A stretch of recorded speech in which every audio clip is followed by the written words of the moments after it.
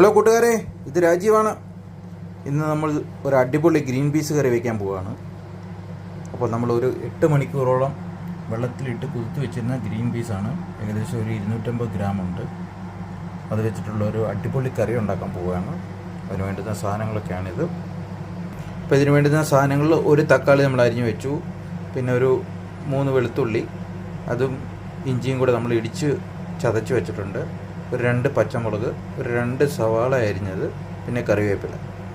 അപ്പോൾ നമ്മുടെ പാൻ ചൂടായി വന്നിട്ടുണ്ട്. അതിലേക്കൊരു ഏകദേശം 2 ടേബിൾ സ്പൂൺ എണ്ണ ഒഴിച്ച് കൊടുക്കാം. അപ്പോൾ എണ്ണ ചൂടായി വന്നിട്ടുണ്ട്. അതിലേക്ക് നമുക്ക് കടുക് ഇട്ട് കൊടുക്കാം, കറിവേപ്പില ഇട്ട് കൊടുക്കാം,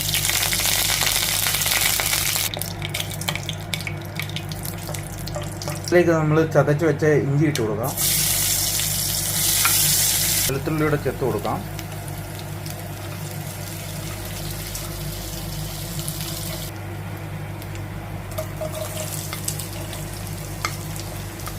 നമുക്ക് നന്നായിട്ട് ഇളക്കി കൊടുക്കാം.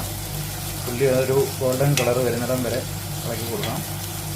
കുറച്ച് ഉപ്പ് ചേർത്ത് കൊടുക്കാം. നമുക്ക് ഉള്ളി വഴണ്ട് വന്നിട്ടുണ്ട്. അതിലേക്ക് നമ്മൾ ഒരു 1/2 ടീസ്പൂൺ മുളക് പൊടി ചേർത്ത് കൊടുക്കാം, 1.5 ടീസ്പൂൺ മല്ലിപ്പൊടി, 1/4 ടീസ്പൂൺ മഞ്ഞൾപ്പൊടി. നന്നായിട്ട് ഇളക്കി കൊടുക്കാം. മസാലയുടെ ഒരു പച്ചമണം മാറുന്നിടം വരെ ഒന്ന് ഇളക്കി കൊടുക്കാം. നമുക്ക് അതിലേക്ക് നമ്മൾ ചോപ്പ് ചെയ്ത് വെച്ചിരിക്കുന്ന തക്കാളി ആഡ് ചെയ്ത് കൊടുക്കാം. നന്നായിട്ട് ഇളക്കി കൊടുക്കുക. ഒരു 2 മിനിറ്റത്തേക്ക് അടച്ചു വെച്ച് കൊടുക്കാം. തക്കാളിയും മസാലയും കൂടെ ഒന്ന് പിടിക്കുന്നതിന് വേണ്ടി തുറന്ന് നോക്കാം. നമ്മുടെ മസാല റെഡിയായി വന്നിട്ടുണ്ട്. അതിലേക്ക് ഗരം മസാല ചേർത്ത് കൊടുക്കാം. അതിലേക്ക് നമ്മൾ കുതിർത്ത് വെച്ച ഗ്രീൻ പീസ് ഇട്ട് കൊടുക്കാം. നന്നായിട്ട് ഇളക്കി കൊടുക്കാം. നമുക്ക് വെള്ളം ചേർത്ത് കൊടുക്കാം. വെള്ളം ചേർത്ത് നമുക്ക് ആവശ്യത്തിന് ഉപ്പൊക്കെ ഒന്ന് ചെക്ക് ചെയ്തിട്ട് ഉപ്പ് വേണമെങ്കിൽ ഇട്ട് കൊടുത്തിട്ട് നമുക്കൊന്ന് അടച്ച് വെച്ച് നന്നായിട്ട് വേവിക്കാം.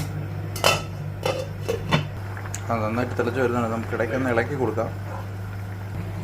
കൂട്ടുകാരെ, അങ്ങനെ നമ്മുടെ ഗ്രീൻ പീസ് കറി റെഡി ആയിട്ടുണ്ട്. അപ്പോൾ ഇതുപോലെ നിങ്ങളൊന്ന് ഉണ്ടാക്കിയിട്ട് അഭിപ്രായം പറയണം. ഇഷ്ടപ്പെട്ടെങ്കിൽ ലൈക്ക് ചെയ്യണം, ഷെയർ ചെയ്യണം, സബ്സ്ക്രൈബ് ചെയ്യണം. Thank you very much.